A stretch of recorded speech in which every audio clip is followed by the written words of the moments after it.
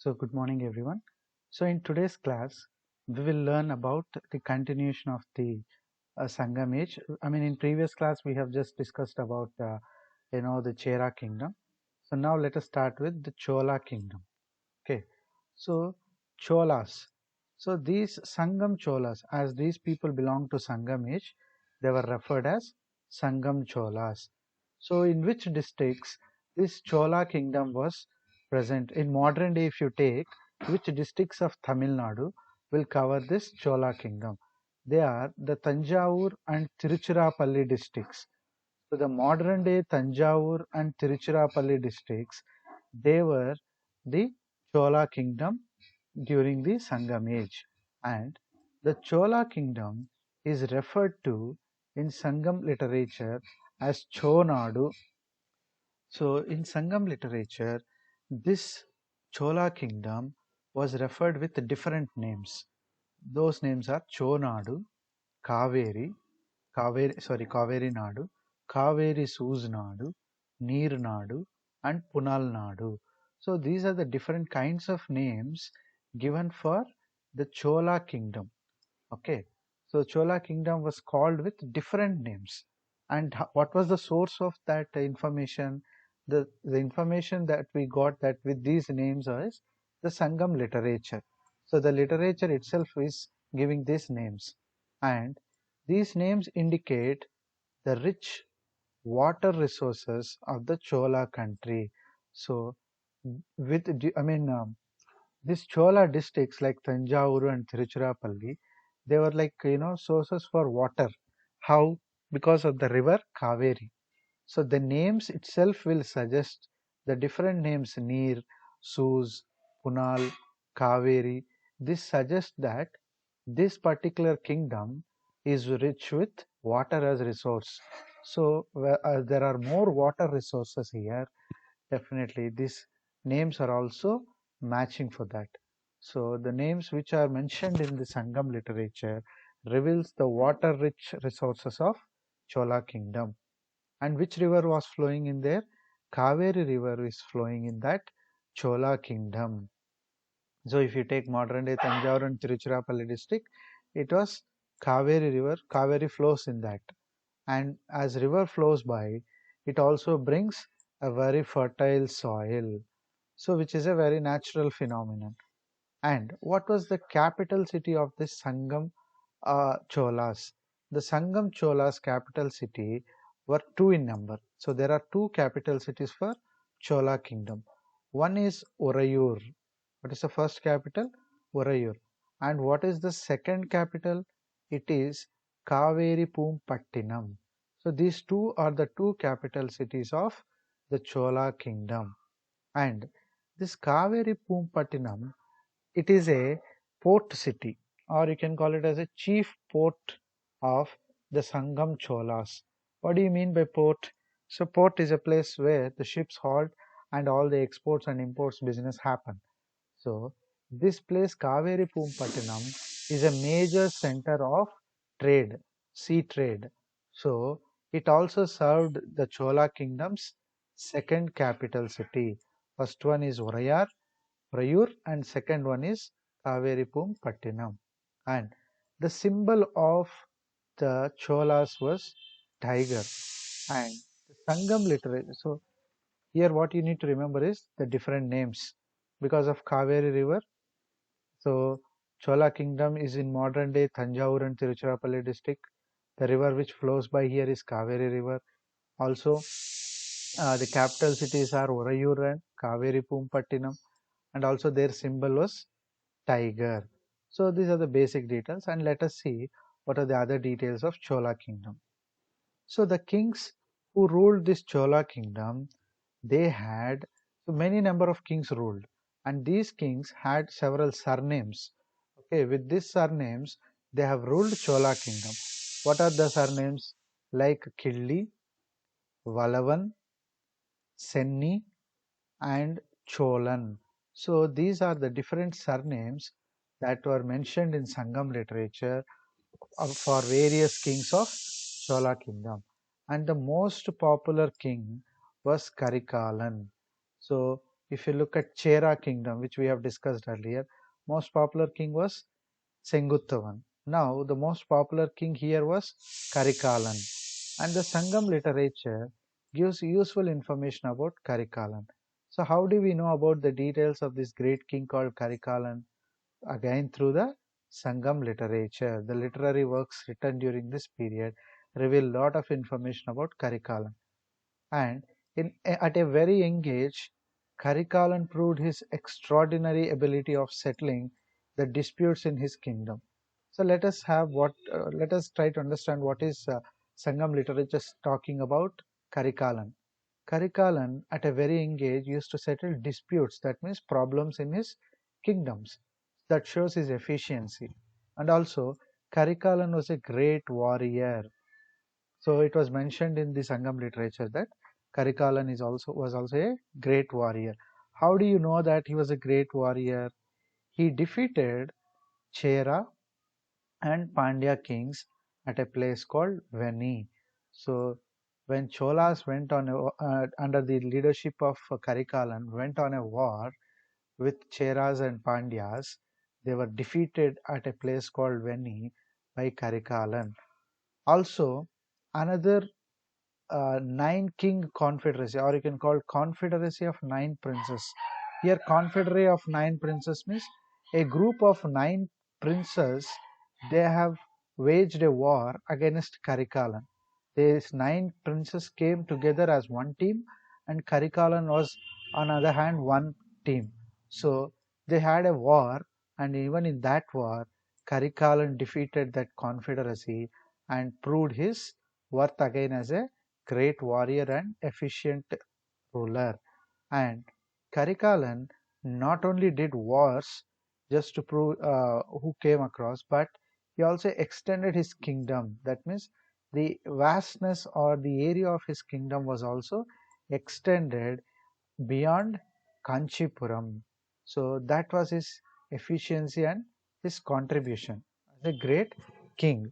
This is his personal greatness and personal contribution to as an warrior or as a king. So Karikalan also famous for certain other things. He became popular for the developmental activities in his kingdom. So he used to run several developmental activities in his kingdom for the welfare of his people. What are those developmental activities? First thing he done was he built a dam called Kallanai Dam. What is the name of the dam? Kallanai Dam. Across which river? Naturally, the Kaveri River. As Kaveri River flows by in the Chola Kingdom, he built a dam across the river called Kallanai Dam. So building of dams is a good irrigation facility, right? Building dams across rivers will provide irrigation facility for agriculture. That means among the developmental activities, construction of dams resulted in good irrigation and the good irrigation facility resulted in growth of agriculture. This was one kind of developmental activity which Karikalan has encouraged. Also, Karikalan had fortified the port city Kaveri Pumpattinam. You all know that just now we have discussed that Kaveri Pumpattinam is a major seaport for Cholas. So where all the economic activity goes on, and it serves as a wealthy place for the kingdom. So such a place needs protection, otherwise they may be occupied by other kings or other rulers.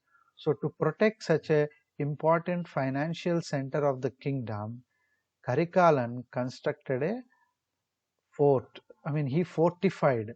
That means he constructed a big protection wall around this Kaveri Pumpattinam. So Kaveri Pumpattinam is also called as Puhar. So that he also made this Kaveri Pumpattinam as his capital city, so that major economic activity was happening there. Lot of wealth is being generated in that area. So naturally, he made that also as his capital city. And under the Karikalan's leadership, the kingdom flourished as a great center for trade, especially Kaveri Pumpattinam. Under Karikalan's time, it flourished as a center of trade. That means business activities were at its peak, because on one side he is protecting the city, on the other side he is also uh, providing peaceful conditions for trade and business to operate. And during this time only, when such protection and security was given to Kaveri Pumpattinam, merchants from foreign countries also visited this place, and they used to have their trade. And other contribution of Karikalan was he was also generous towards Tamil poets and patronized them. So naturally, he was a patronizer of poets and scholars. So under his leadership, many great poets and scholars got encouragement. So this was about Karikalan. So coming to another major kingdom in Tamil region called Pandian Kingdom. So let us have a comparative study so that you will understand very easily. So the extent of the Pandian Kingdom during the Sangam age comprised the present district. That means what are the modern day Tamil Nadu districts that are that once were centers of Pandian kingdoms. Which districts of modern day were in olden days referred as Pandian kingdom? They were Madurai, Tirunelveli, and Ramanathapuram. So these three districts were olden days Pandian kingdom. These three districts comprised together the ancient Pandian kingdom.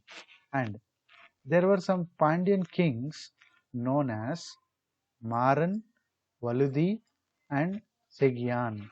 So these are the you know kings who were ruling the Pandian kingdom. So some among them were Maran, and they were generally referred as Maran, Valudi, and Chegian. So the kings were just like we discussed in the previous, this Chola Kingdom, they have certain surnames.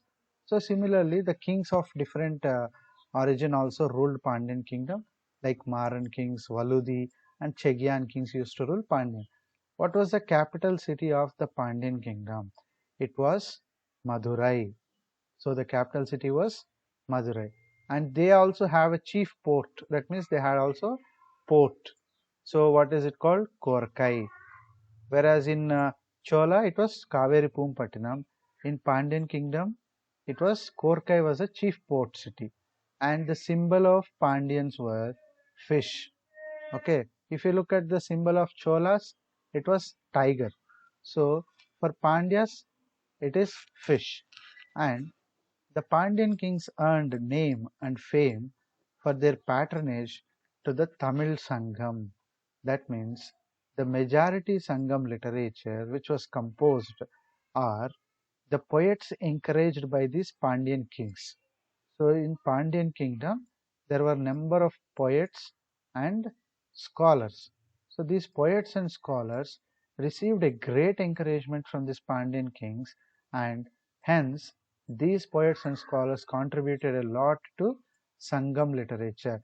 When you compare with Chera and Chola kings, it was Pandians who encouraged more and more these poets and scholars, thereby they contributing indirectly to the Sangam literature. And it was said that their capital Madurai had remained the capital of Tamil language and literature. So the capital city of Pandyans, which was Madurai, it served as a hometown for many great scholars and poets. It was also referred as the capital of Tamil language. It was here where Tamil language seen its great encouragement. Many scholars wrote many great books here in Tamil language, and the literary works of great poets were also done here. It was because of the kings of Pandya. And the Sangam literature provides a long list of Pandya kings.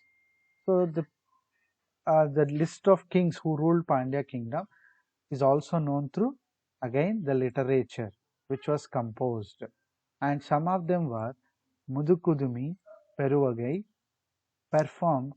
He was among all the famous rulers. Let us see, one of the most famous ruler was Mudukudumi Peruvagai. So this Mudukudumi Peruvagai, he made many sacrifices to celebrate his victories, and so he was famous like that. No, he won many battles, and he was also a warrior king. So in that way, he was famous, Mudukudumi Peruvage. And another king named Ariyappadai Kadanta Nedunjaliyan. So another famous king here. If you take Cholas, we have only Karikalan there as a famous. But if you take Pandyas here, we have two kings. One is Mudukudumi Peruvazai, and we also have, actually they have three famous kings. One is this Peruvazai, and the second one was Nedunjaliyan. So he was also another famous king in Pandian Kingdom. How was he famous? I mean, Nedunjaliyan, I'll take only this name instead of that initial complicated name. I'll just try to remind you with only Nedunjaliyan. So Nedunjaliyan was famous because he was the Pandian ruler who was ruling from Madurai that gave death sentence to the hero of Silappadikaram, Kovalan, by mistake. So we learnt about Silappadikaram, right? About Kannagi and Kovalan. So these two, and Kovalan, by mistake, he was misunderstood as a robber of Queen's necklace, and he would be sentenced to death. Later, Kannagi will give a curse of to Madurai to shut down to ashes, right? So all that story. It was this Nedunjaliyan who ordered Kovalan to be killed. So in that way, he was part of an epic called Silappadikaram. And another important ruler was Nedunjian. So I'll not take the first names because they'll be very complicated and you may not even remember these names. Instead, we just remember the three names: Peruvagai, Nedunjalian, and Nedunjian. So we know why Peruvagai was famous, Nedunjalian was famous, and why Nedunjian was famous. Let us see now. Because Nedunjian, he fought a combined forces of Chera and Chola and local chieftains. So the local chieftains are the local heads of places which are not part of these three kingdoms. So in those Sangam years, there is not only this Chela, Chora and Pandian kingdoms, but also there are some small other kingdoms which are out of these major kingdoms. So those were under the control of chieftains. That means they are heads of those areas. And during the time of Nedunzian, Cheras, he fought battles with Chera, Chola, and local chieftains. They combined together and waged a war on Nedunzian, and at a place called Talayalanganam. So at a place called Talayalanganam, Nedunjian fought a battle with local chieftains, Chera kings, and Chola kings. And in that battle, he even defeated these three combined forces. Such was the efficiency of Nedunjian. And this man, Nedunjian, also patronized a number of Tamil poets, including Managudi Maruthanar. So, as I said already, Pandian kings are the great patronizers of poets and scholars. Among the great Tamil poets, the famous one, Managudi Maruthanar, was patronized by this man, Nedunjian. So, the Pandya rule also ceased, that means functioning stopped existing along with that of the Cheras and Cholas. That means by 3rd century AD, okay, by 3rd century AD, the Chela, Cholas, and Pandyas, their rule came into, or their rule got declined, and South India was emerging into another kind of ruling. So Pandyas also ceased their rule. That means they also declined by 3rd century AD, along with their contemporaries like Cheras and Cholas. Let us learn about the local chieftains which we spoke of during the works of Nedunzian. So we said that these local chieftains are people who fought a battle combined with Cheras and Cholas against Nedunzian, the Pandya ruler. Now, who are these local chieftains? Apart from the three Tamil kingdoms, a number of local chieftains ruled in different parts of Tamil Nadu. So in Tamil Nadu, apart from these three Tamil kingdom areas, okay, like Kerala, as well as this Tiruvalluri, Ramanathapuram and other districts. There are some other places where they were not having that a vast kingdom kind of things, but they were having small places under their control. And those heads or those chieftains were referred as Vellirs. What are they called? Vellirs. And Sangam literature again gives information about this Vellirs. Vellirs are the local heads who were ruling the different parts in Tamil Nadu other than the three Tamil major kingdoms. So, among the Vellirs, the most famous among the Vellirs were called seven patrons. There were seven kings who are very, very famous among these Vellirs. So, they're not kings, but they're local heads. So, these local heads were called Vellirs, and seven Vellirs were so famous during those days. Who are they? They were Pari, Ori, Malayan, Elini, Pagan, I, and Nali. So these are the seven local chieftains who are famous during the Sangam age.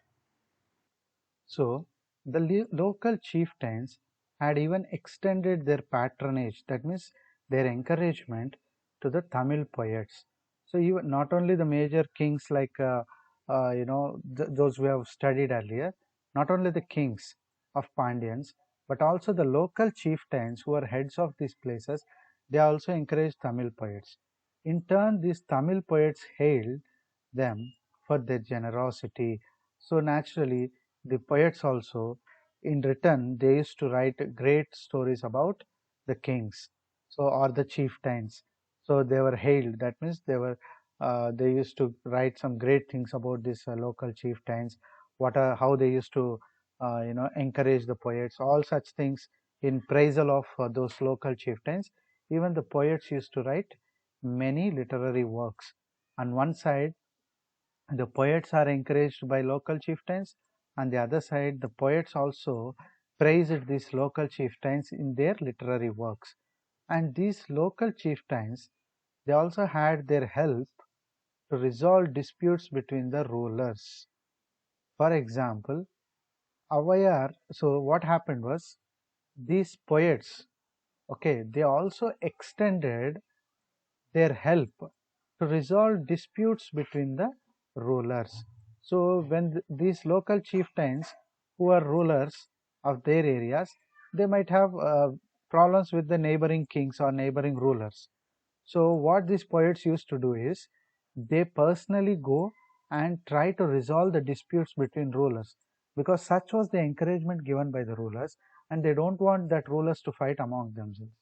For example, if you take Avayar was a great poet who resolved or who played the role of a diplomat in the court of Adiyaman.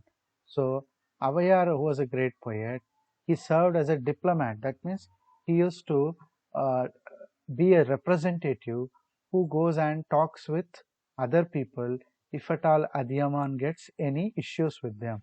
Suppose if Adiyaman gets some issue with his neighboring ruler, and immediately Avayar, who was a great poet, used to go and speak to that other ruler and try to settle the disputes, because they had such kind of mutual cooperation.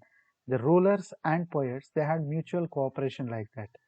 The poets are encouraged in a large way by kings, and the kings were also helped in this manner by poets. So another great Sangam poet by name Kapilar, okay, he also had taken care of Pari's daughters after his death. So there was a ruler by name Pari. He was a local chieftain, and after his death, his children and his daughters became orphans. At that time, Kapilar, who was a great poet in the court of Pari, he has taken care of the daughters of Pari. So you can see how much these poets also even liked the rulers. And these local chieftains or heads, they made generous donations to poets, bards. So bards means these are people, these are the poets who write epics. Okay. So a poet generally writes poems and some other kind of poetry, but bards are poets who generally write epics. Okay, so you take Valmiki is an epic. I mean, he's a bard. That means he wrote an epic called Ramayana, and he composed that in the form of nice poetry somewhere wherever necessary.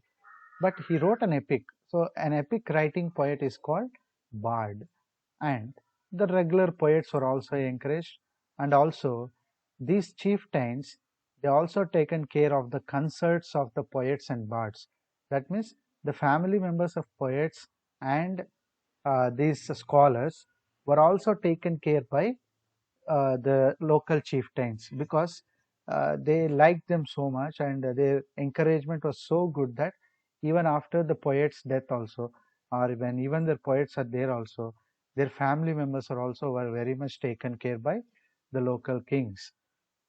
And like Chera, Chola and Pandya rulers, the local chieftains also played a significant role in political, social and cultural domains during the Sangam age.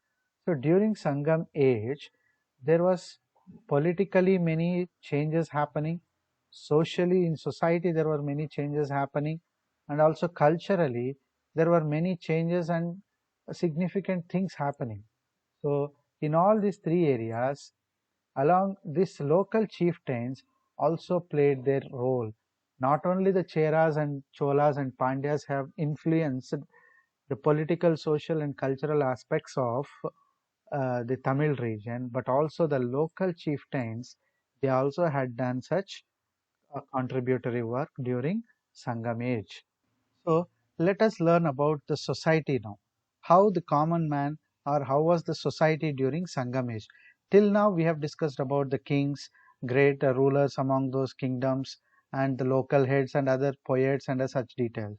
Let us see how was the common society during those days. So it was again the Sangam literature that gives a true picture of the society. So one should rely or depend on the literary works written by these poets and scholars to understand how the society was during Sangam age, and what are the social classes, how people divided among themselves, and how are the people have organized. How did people organized in their society? That we will study now. It speaks of many tribes and also refers to the traditional castes. So as per Sangam literature, there is a clear evidence of existing of tribes in Sangam age, as well as people living in a organized manner with castes. See, tribes, they just don't have any caste and all. Tribal way of culture or lifestyle is different, and regular people living with caste is different.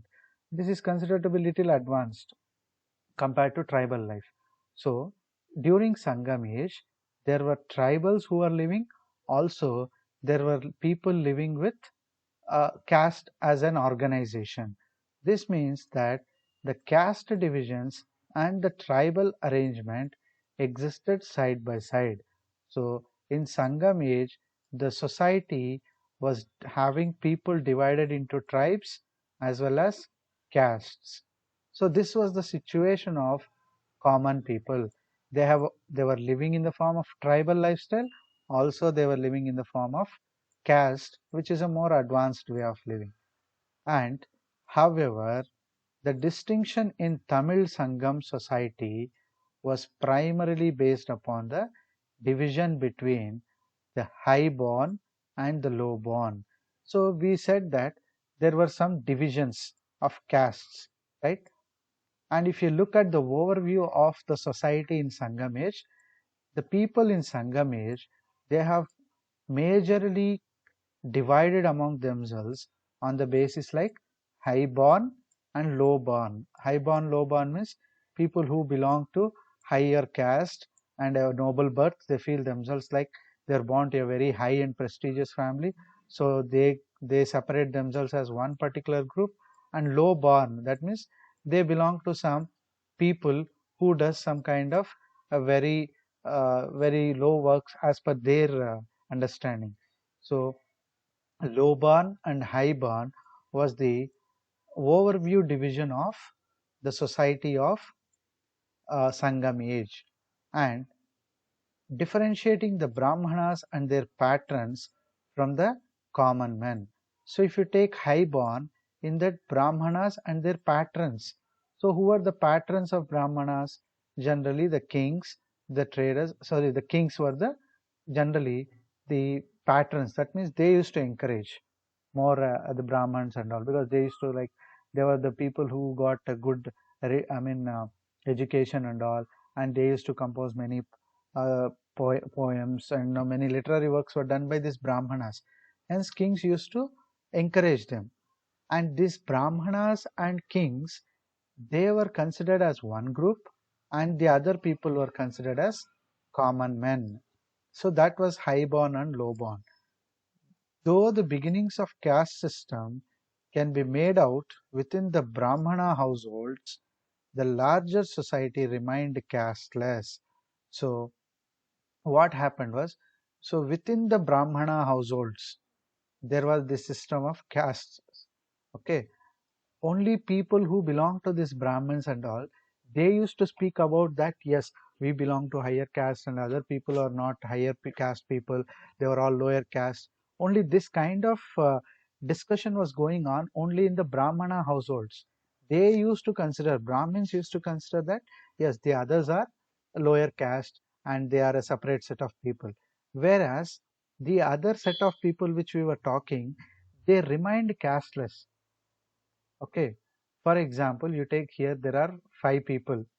Okay, in these 5 people, consider that one is Brahman and one is the ruling class people, and remaining 3 are common people. Now this 1 and 2 people are considered as high born people, highest birth status they have, and these 3 people are considered as having common people or low born people. Now this low born status is not given by these 3 people by themselves.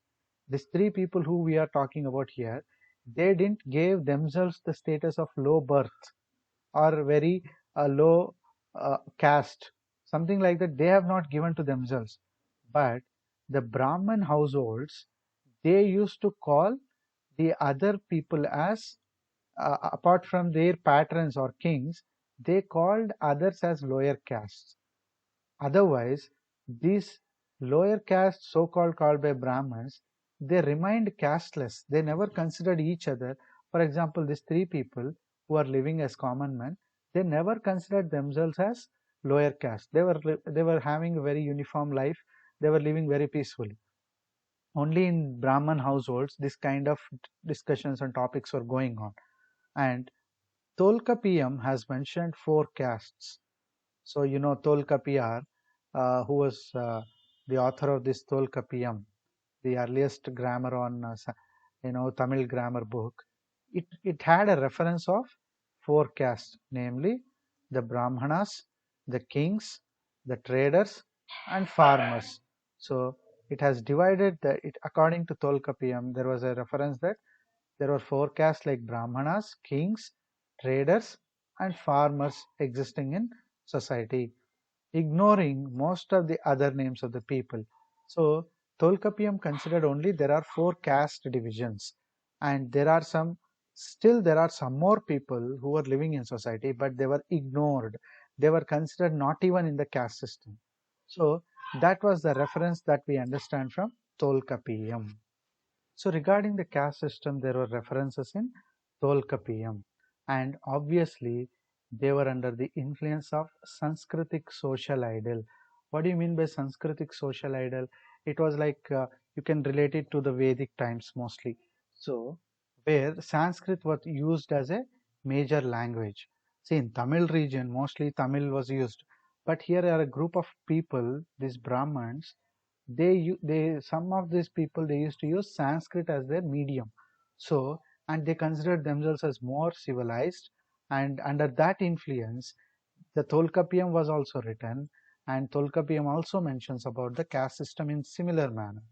And the Brahmanas during the Sangam age were a respectable and learned community, as these people had the knowledge of understanding and writing about the literary works.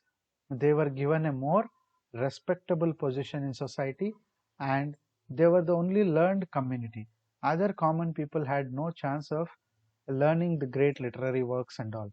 So the Brahmins, they used to dominate the society through their learning as a strategy, and they performed their caste duties scrupulously. That means Brahmins, they used to stick to the activities of the caste in a more strict manner. Scrupulously means in a more detailed and a very effective manner. So they never came out of the practices of their caste. They served the king occasionally as judicial officers. So the Brahmanas, who were learned scholars, they all occasionally means very rarely they used to even give advices to king on judicial matters. That means if the king has fell in any dilemma regarding taking any decision for any punishments and all, or any kind of judicial decision, then occasionally they used to take advices from these brahmanas only. And also they acted as priests, or priests, who are priests, those who do all the rituals to the gods and all. Also they served as astrologers. That means one who says in advance the future study and all. So they used to look at the people and they used to say about their future and all. That kind of astrologers also they served.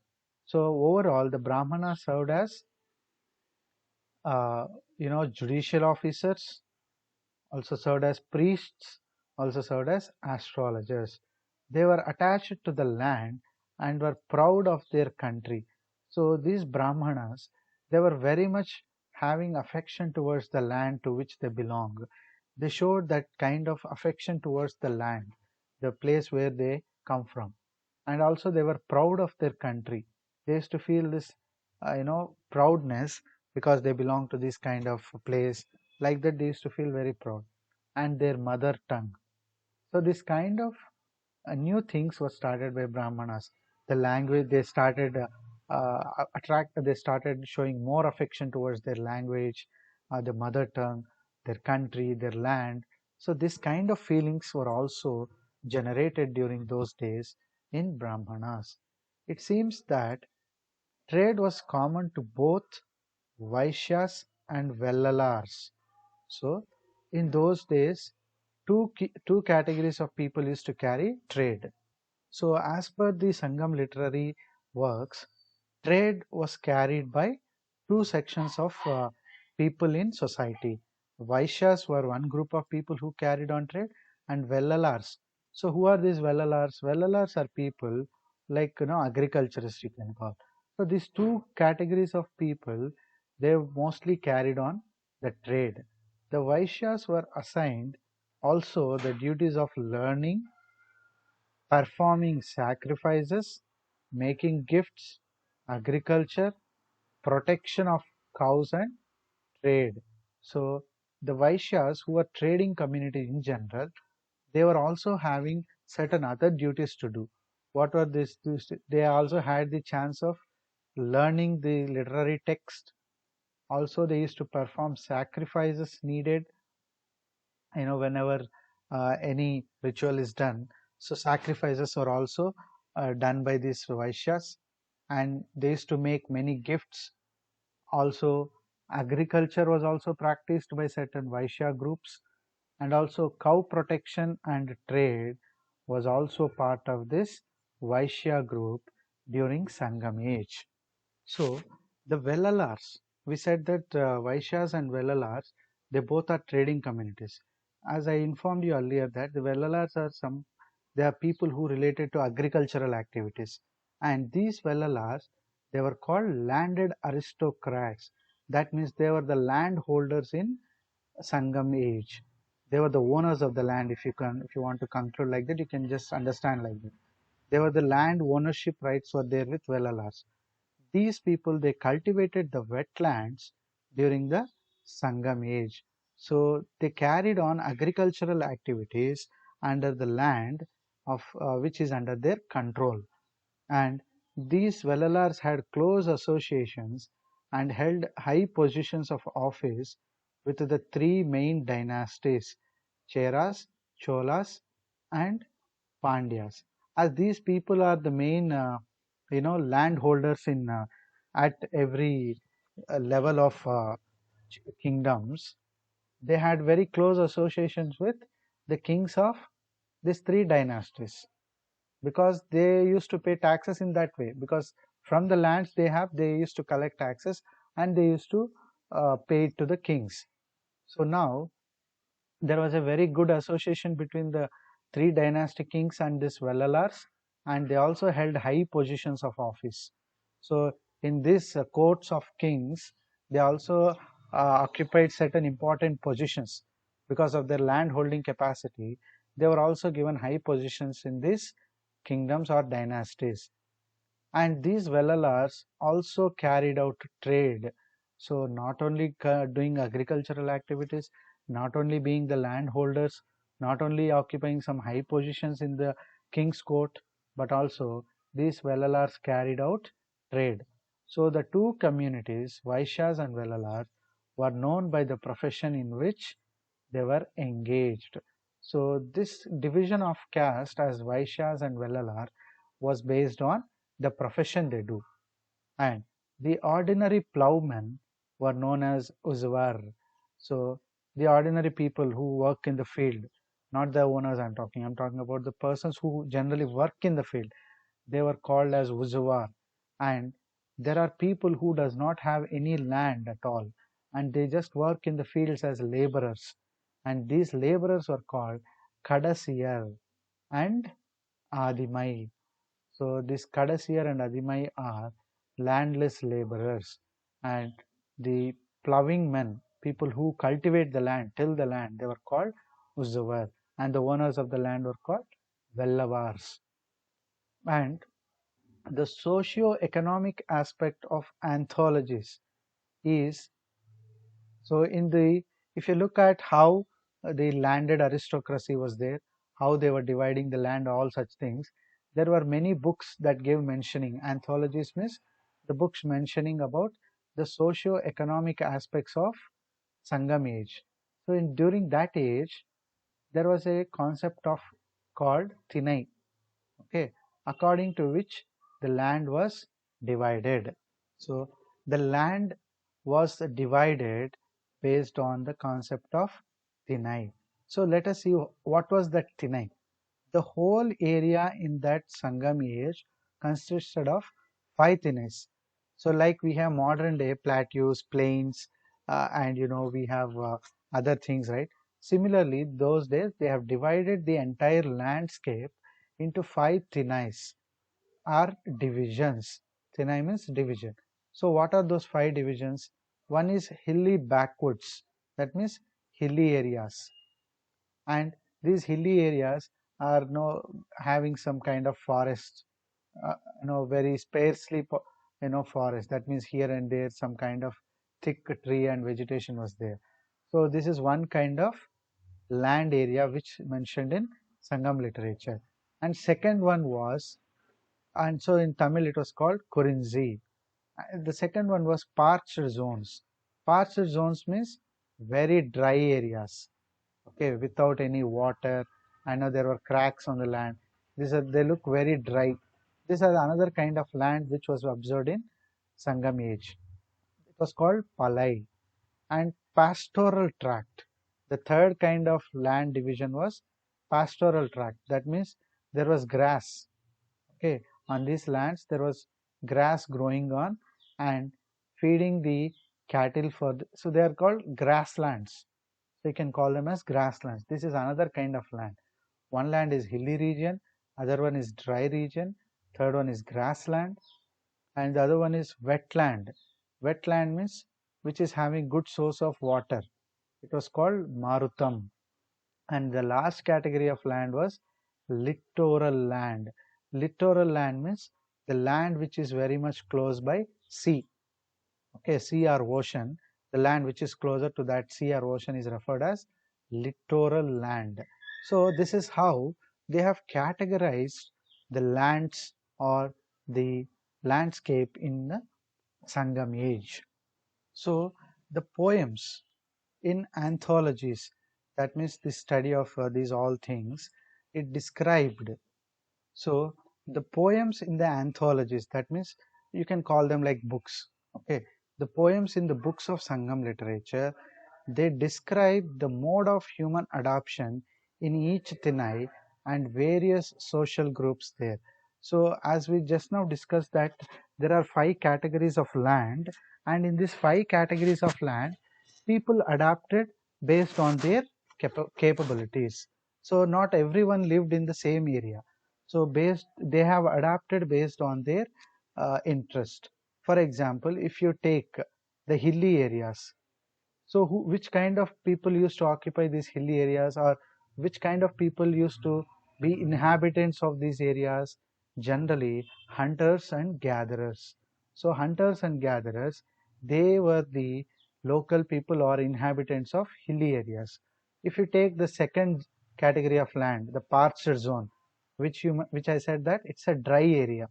So this parched zone was inhabited by plunderers and cattle lifting people. That means you can mostly call them as the robberers. Okay, plunderers means who loot the wealth and all. Cattle lifters, because cattle was also a kind of wealth in those days. So you can call the robberers used to occupy this kind of dry areas which were there in Sangam days. And the pastoral zone, I said that pastoral means the grasslands. Grasslands were mostly with people who followed shifting agriculture.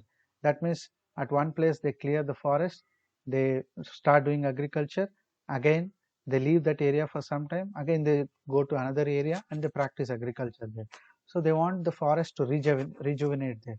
So those kind of shifting agriculturists and people who are dependent on animal husbandry, that means cattle and other things, they mostly lived as inhabitants of these grasslands or pastorals. And the wetland, so which is close by rivers and a very good amount of water is present, all such areas the soil would be very fertile. Such kind of area was inhabited by people of subsisting on plough agriculture. That means farmers and other people, agriculturists, they used to live in this wetland areas. So this is how each Tinai was occupied, or each Tinai was inhabited by a particular group of people. So, and finally, the littoral land, that means the land which is close to sea, water and all, they were inhabited by fishermen and salt extraction people. So fishermen and salt extraction people, they lived close by this littoral land. So besides the above mentioned social group, there are reference to some full-time craftsmen such as goldsmith, blacksmiths and potterers in the poems. So based on the land, category of land, just now we have seen different category of professional people. We have seen agriculturists, we have seen cattle rearers, we have seen robbers, we have seen even other kind of people. But apart from these people, there are also other category of professionals like goldsmiths, blacksmiths, and also potterers, and also, so these kind of professions were also followed during the Sangam age.